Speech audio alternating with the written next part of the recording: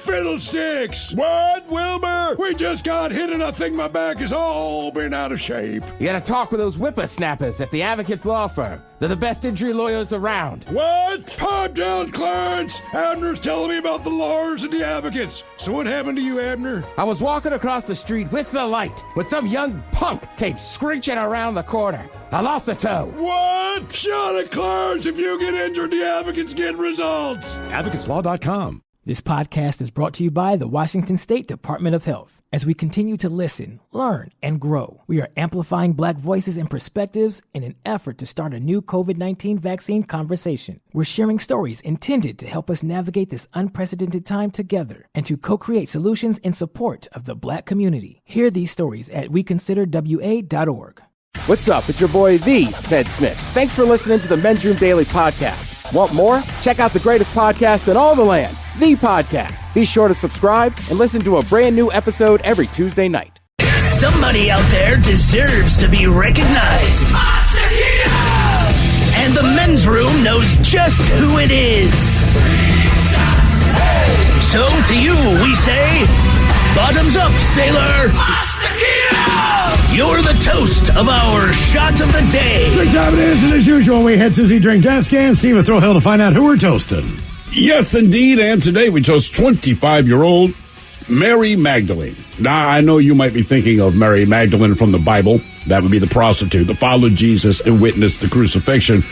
But I'm not talking about her. I'm talking about the TikTok and OnlyFans star who spent over $100,000 on extreme plastic surgery. Now, she's plumped her lips.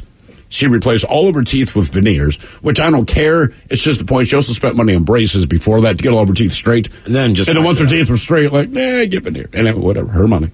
She's had a brow lift, fat transfers, multiple nose jobs. I believe she's on nose job 4 right now. And boob jobs.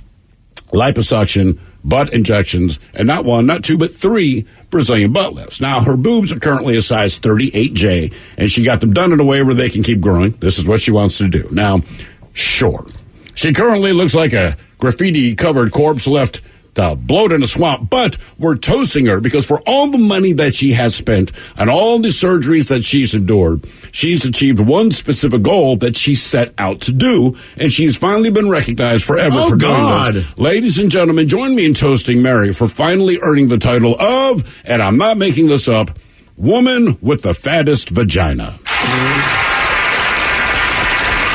Wow. That was her goal. Oh, no. Yeah. She was not ugly to begin with. No, pop up, Mike. You gotta move that so we can see her. Oh, my God. Oh, my And that's where we're at now. Oh, God. Oh, yeah. But she wanted to. I still would. Would you? Yes. Really? Okay. A second. Man, really? Well, yeah. Okay, no, I just... You wouldn't? No. Why not? No. I'm not super picky, but it's like, I saw you drop that pork chop in a dumpster. You know what I mean? No. Like, if it dropped on the floor, maybe I'd take a nibble. No. Yeah, I don't know, man. That's terrible. Yeah. But she does have a fat vagina. The fattest. No, understand. That was her specific goal. In addition to everything else hot she's and done. tempting? Yeah. So we pour this booze and we drink this booze because we think it's yummy. Yummy. So over the tongue and down the third party in our tummies. Down the hola, bichola. The Men's Room presents Profile This. Hey, Steve with Thrill Hill, could you please tell everyone how Profile This is played? I sure can, Miles. It's a simple game where we share with you a real-life news story, something that happened right here on planet Earth. And as you listen to the story, based on the stereotypes you believe to be true of people and the decisions that people make, we'll ask you what it is you think makes the story a story. Hello, Justin. Welcome to the Men's Room. Hola, gentlemen. Hola. Ted, we just got a text. All caps just says no. All right, Justin, you understand how this here game is played? More for me. Sure do. Let's go with the butt stuff. All right, the butt stuff, also known as interior decorating.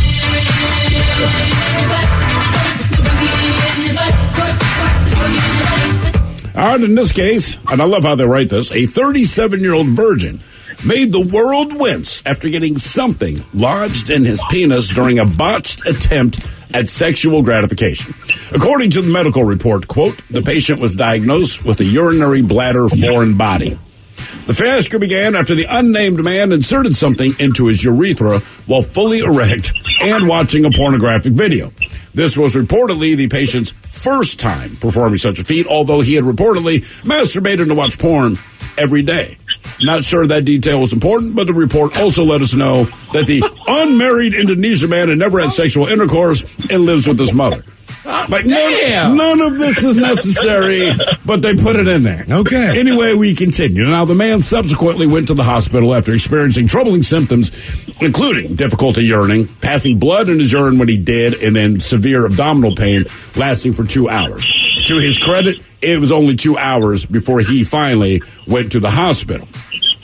After learning of his situation, medics attempted to dislodge the object via bladder irrigation. And if you're wondering what that is, that's when you use a catheter to flush the urine pouch with sterile fluid. Here's the bad news for him. Unsuccessful. So they had to come up with something else. Doctors then decided to get a closer look at the obstruction by inserting a camera into the bladder. Now, the scans showed the object, which they were able to extract using forceps after administering an anesthesia. In order to prevent the poor soul from injuring himself in the future, doctors then referred him to a psychiatrist, etc., etc. The question is, what did this unmarried man who never had sexual intercourse that lives in the basement with his mother insert into his urethra? Look, they included the details. You're making me feel so much better about myself. Hey, this is for everyone to feel better about themselves. Was it a chopstick, tweezers, string, or clothing price tag? So chopstick, tweezers, string, or clothing price tag.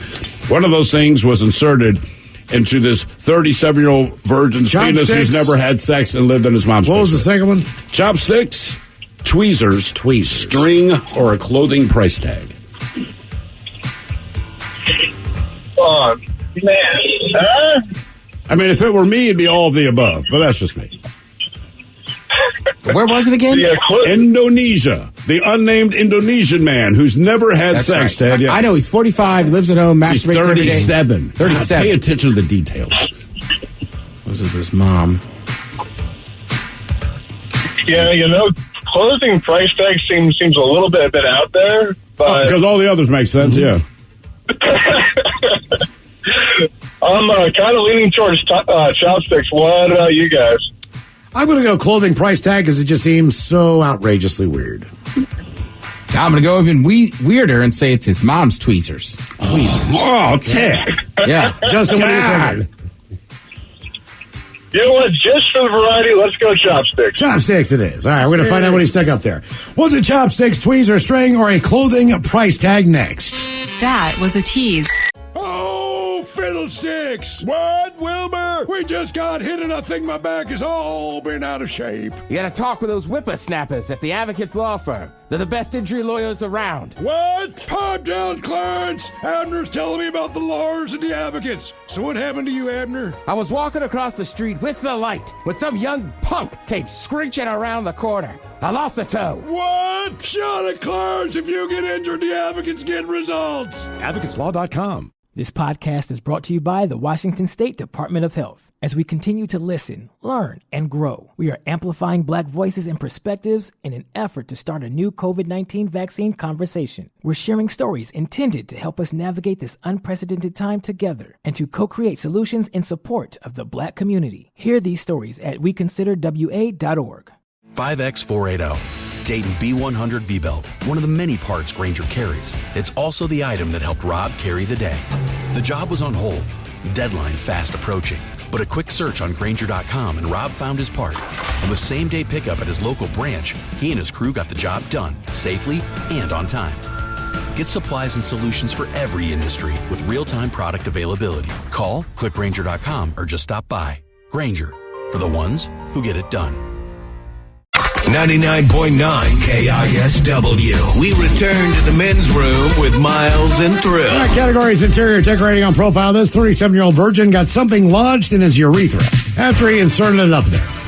Question is, was it a chopstick, tweezer, string, or a clothing price tag? Yes, indeed. Everyone gave this a lot of thought and said, this makes more sense than the other. I would hazard to say none of them make sense to me. However, Justin, you went with the chopstick. Now, before we let you go, I just want to let you know that somebody did text in. They go, hey, those metal chopsticks, they do taper off at the end. So it can be done. So, Justin, if you're interested, go metal, not wood. You don't want a splinter. D-Tat Smith, Miles Monk. D-Tat Smith, you went tweezers. I did. Specifically his mother's tweezers, no. Yep. And Miles, you went with the clothing price tag. Yes, I did. No, we all It lost. was, in fact, string. Here's the That's disturbing amazing. thing about this, all right? How do you even get it in there? I do not know. But as I was researching the story, all of the options I gave you, chopstick, tweezers, string, and a clothing price tag, they have all been inserted intentionally into someone's urethra. It wasn't... I'm not sure why. It's like I said, investigating this stuff takes you down a weird rabbit hole, man. Good God. Now for all TV news all time for TV Time with Ted. And now, because your pathetic life is confined to countless hours in front of a talking box, the Men's Room presents TV Time with Ted. All right. I've been talking about it. Did anybody watch any of the Olympics last night? I watched the hockey, yeah. Mm-hmm. I know. That was my big thing. Actually, they ended up putting it on big NBC. They did. Look, Canada versus USA women's hockey is a storied history. I keep forgetting. Is that the 6th or 7th gold medal game in a row? Like, basically, since they invented women's hockey, it's USA versus Canada. Right. And they go at it, man. They do. And Canada, I know you can hear me. Oh, that's some chippy little plays there. There were, but I can't fault hockey teams for being chippy. I wanted the U.S. to win, obviously, but I'm like, they're playing chippy, but it's a sport you can be chippy back. You could be chippy, but it's kind of like football. There's certain things and fouls and penalties you don't want to commit. Sure, yeah. That last penalty from their captain at the end there, like that, come on, you're going to hurt somebody. Right. I agree. USA seemed to kind of start pushing a little more at the end of the second period. Oh, for sure. So they had tons of shots. You got to give the goalie for Canada credit. She did a great job. She did. Of making saves, man. Yeah, well, I told Mike, too, I'm like, maybe I'm just a hockey jinx. You know, like, whenever I really get into it, the teams I like lose. Well, stop watching. I can't, though. Yeah, but it's weird. Like anything else. I mean, like, there's NHL players from, all around the world, and they play for their own teams, regardless. So it's amazing to me, like, how many of these people are teammates in college? Like, they all know each other. Both goalkeepers go to the same college. It's almost like a friendly, in a weird way, but it's not. You know what I'm saying? Yeah, that's the whole thing, too, right? Friendly as far as, I know you. It used to be a much more heated rivalry. Mm-hmm. But there is some professional women's leagues popping up around the world. They were saying there's one in Russia and this and that. So a lot of these women do know each other. But when it comes to Olympic sports, like that rivalry between the women is still there. It absolutely. Yeah, especially when you have a storied history behind it. Right, for the men's team, like, we have a rivalry with Canada, but frankly, like, Canada's been better. Yeah, so we also have a rivalry. Mm-hmm. Canada goes we also have Sweden and Russia and Norway and a few other. And U.S., we know you're there. Right, I said, we're part of the Big Six, but yeah, it's different. Which is ironic because both the USA and Canada men are both out of it, and that gold medal game coming up. The other thing I want to talk about, right? So you heard about Michaela Shiffrin, right? So she's the downhill skier. She had won a medal in the Olympics before. Her first two races, right? One of them was a slalom. She skied out of it, right? Like, made a mistake, had to ski out of it. Right. So last night, that was the big deal. She had done the downhill. This was the second half, I want to say, of the Super G combined. Something like that. I'm trying. And they were making a big deal of it. I was watching the hockey game, but I flipped over to USA very quickly because I wanted to see her do this. Because here's the deal, is that's downhill and then slalom. Right. So she had done well in the downhill. She was fifth. The top four girls in front of her had done awesome in the downhill, but they all suck at slalom. Their speed. So she had a chance. Right. She had a very good chance. I mean, to the point of look, this is her medal to lose, right? And people had been on her. She had cried earlier in the week when she skied out and this and that. So this was her big moment to get the gold. Shiffrin, a huge favorite as she steps in here as the fifth skier down. Gold here, and she'd have more Olympic gold medals than any U.S. alpine skier. But again, the GS and the slalom didn't work out. Another chance here at the slalom in the combined to get it done. And she just needs to ski, like I said. This is good skiing. Already in trouble! Oh, my God! Unbelievable. It's happened again. Not once, not twice, but 3 times. Shiffrin and her specialty, skiing out. So we'll leave these games without an individual medal. Right, so she's going to ski again Saturday. She has a chance. I guess the thing that I just kind of noticed is that, like, one thing we liked about the Olympics. Now, listen, take everything else out of it. Forget the politics, whatever. We're just talking about watching the Olympics, right? And I remember the Olympics were a pressure cooker. Absolutely. Right? And that's the whole thing, right? The barrel crawl on ice, right? Like that. I saw Elmo giving that speech last night, right? Like that's kind of the whole point is that, look, we should have never beat the Russians in 1980. But we did that night. We did. And that's what Olympics are about, are these split-second things. There's no best of 7. Like, this is your moment. Right. She skied out again because she made a mistake. And people are just pissed. And, like, really upset with her. And I'm like, man, when I was a kid, you guys remember the name Dan Jansen? Yeah, was he the guy with the brother? He was a speed skater that, like, his sister had passed away. But basically, he screwed up every Olympics. Mm-hmm. He was the speed skater. Right, but he always crashed and like didn't finish. So when he finally did, everybody lost their minds. So I guess with her, I'm kind of like I don't know if it's social media or we've changed as people. I'm just like they were like, like she sucks. Like she should have done this, she should have done that. It's like she's arguably the best skier in the world on women's. She had a bad moment. She had a bad moment in the highest stage. Right. Look, if you think somebody threw something intentionally, be mad. When somebody literally loses, right? Yeah, that was not her intent. You can be disappointed. Like, if you're a Bengals fan, I know you're disappointed that you lost. I can't imagine you'd be mad at the team. You know what I'm saying? Right. It wasn't back up on anything but there's a reason you're in competition, and the reason they call it a competition. This is what blows my mind. Like, just know the definitions of words. If it's a competition, it's not guaranteed that you win. So you need to understand that there's a possibility that you're not going to win this. Otherwise, it's not a competition. It's a showcase. Right, and it's not the... Look, I know it's the Olympics, and you're right. She was favored. She should have won, but, like, she didn't. Like, that's why you still play the sports. Mm-hmm. I mean, right, if you gave out, what do we always say? If you gave out the trophies before the season, right, like Tom Brady be on a boat right now throwing Super Bowl trophies. And guess what he didn't do? Yeah, exactly. That one just annoyed me. Like, hey, chill out, people. Like, she's an athlete that made a mistake. Yep. Just happened to make... She's never made this mistake, and she made it 3 times in the Olympics. Like, trust me. In front of the world. So, but nobody you still say that she less. had a chance. She has a chance Saturday. In a team competition. Okay. All right. And I don't think she has to do that slalom again. It was also kind of crazy. They interviewed her beforehand, and she was like, I'm still thinking about that 5th gate. I'm still really nervous. Which I guess isn't that uncommon in skiing, but it was kind of odd to hear her almost like talking.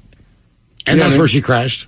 She made it past the 5th gate, or a 5th whatever, but not much farther. Okay. So, yeah, I mean, that's like with UFC years ago, right? Like, it was always, and they still are, right? Like, they're trained fighters. They're dangerous human beings, right? But it was like George St. Pierre, GSP. Yeah. He was the first guy I really remember when somebody asked him, he was like, oh, of course I'm scared. Like, I'm going into this locked-in cage to fight somebody. But the dude has also been trained to fight.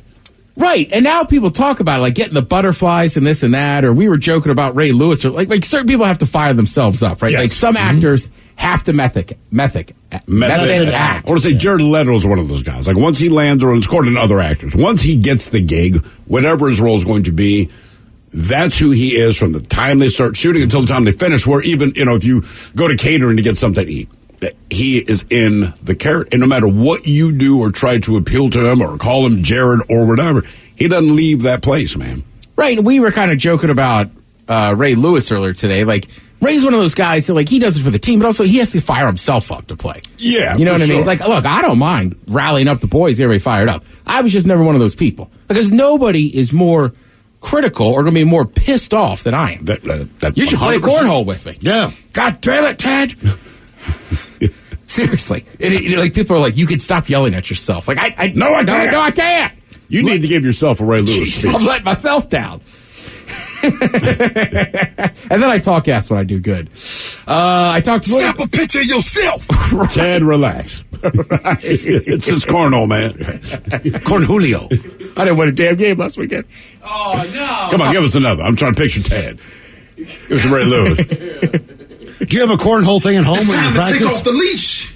No, and Miles, as you look at me, I know I need to practice more. Like anything. Yeah, you just can't step on the stage and figure you're going to nail it, Yeah, well, yeah, I do. I think order has been disturbed. Ted, just throw the bag. It's time to take off the leash. So Hulu is reviving Futurama. Yeah. You heard I talked about it a little bit last week. The original cast was back. What about Bender? That's the one everyone cares about. Is it good? Futurama? Times I've watched it, it's like I kind of fell off. It's okay. Like, I don't love it, but it's entertaining. It's one of those where the first season is a little dry. You know, the first season is rarely a show's best, but it really did pick up. It became a very good, comfortable show, and it was consistent throughout. To be honest, I never got into it, but I just never watched enough. But there's also, like, I think, there's always going to be, like, Family Guy or, like, a Bob's Burgers that are so big that, like, most people know it. But Futurama, to me, was one of those shows, like, people that watched it absolutely loved it. I mean, look, almost any of those shows that exist in Adult Swim on Comedy Central, like, they have big, like Rick and Morty. Like, I think Rick and Morty is hilarious. But Rick and Morty jokes don't do anything. Nobody gets them. But if you meet another Rick and Morty person... Right, you're just in deep. Right, they're all about it. As opposed to, say, Impractical Jokers. You been watching more, Miles? Yes. Oh, yeah. boy. Oh, yeah, I have been. Who's your favorite? There's one channel, I think Saul. Sal? Yeah, I think he wears it on his sleeve a little better. All right. Yeah. Just see who's what, is that a good answer? It's just how it starts. Sal was it changes over time. Oh, okay, all right. Did you see who's filling in for Joe?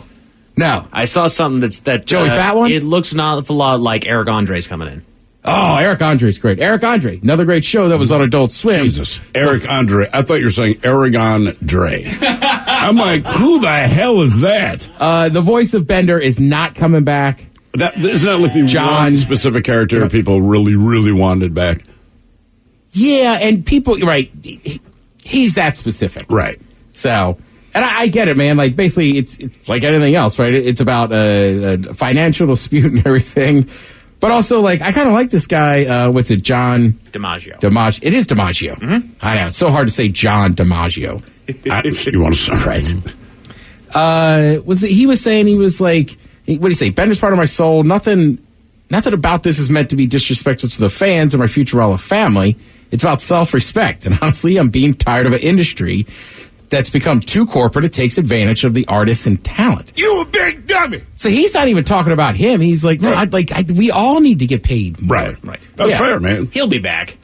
This happened last time too. From what I understand, when it was first canceled, they were about to bring it back. There was this same contract dispute where he wanted more money for everybody, and Bender is too iconic of a character. He's too much of a punchline character in that show and DiMaggio was so good at delivering him that you just can't replace him. They paid for him. They will do the same thing. Hulu will do the same thing. They've got the money behind it. They've got the fan base behind it. This will build up all kinds of great press for it. I guarantee you, he's coming back. I think the fact he has Hulu behind him as opposed to one of the networks goes a long way. Yeah.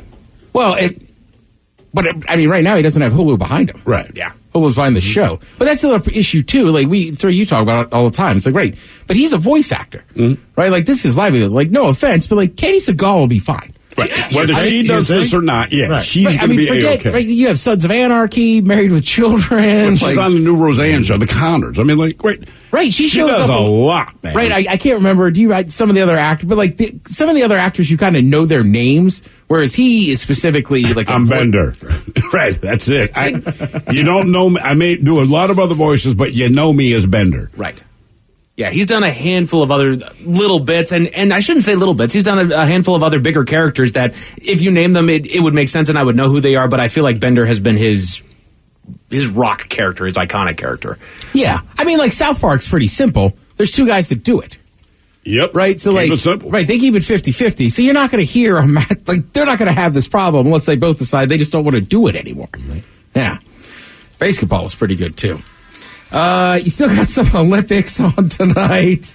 Mike, I need you for this one. Yep. Jimmy Kimmel's got on your favorite impression, Ringo Starr. Oh, yeah. Oh, yes. Nice. He's coming on. Thank you, Jimmy. Appreciate you having me on the show. Thank you, Tim. We appreciate it. You're listening to The Men's Room. Oh, fiddlesticks. What, Wilbur? We just got hit and I think my back is all been out of shape. You got to talk with those whippersnappers at the Advocates Law Firm. They're the best injury lawyers around. What? Pipe down, Clarence. Abner's telling me about the lawyers and the advocates. So what happened to you, Abner? I was walking across the street with the light when some young punk came screeching around the corner. I lost a toe. What? Shut it, Clarence. If you get injured, the advocates get results. AdvocatesLaw.com. This podcast is brought to you by the Washington State Department of Health. As we continue to listen, learn, and grow, we are amplifying Black voices and perspectives in an effort to start a new COVID-19 vaccine conversation. We're sharing stories intended to help us navigate this unprecedented time together and to co-create solutions in support of the Black community. Hear these stories at weconsiderwa.org.